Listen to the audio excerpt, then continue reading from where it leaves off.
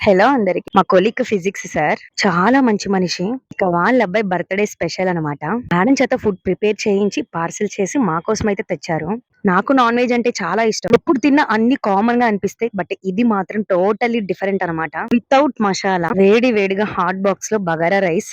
Taste చెప్పాల్సిన అవసరమే లేదు.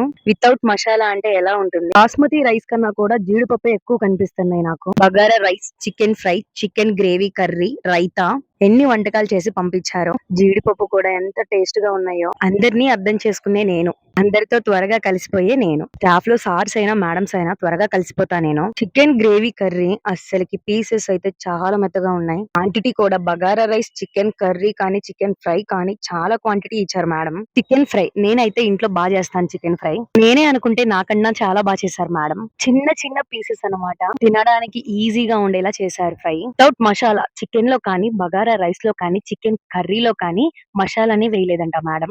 తింటుంటే అలా కరిగిపోతుంది. ఎన్ని తిన్నా కానీ చల్లగా రైతా ఉండాల్సిందే. రైతాలో అయితే ఇంట్లో ఉన్న ఫ్రూట్స్ అన్ని వేసేసినట్టున్నారు మేడం.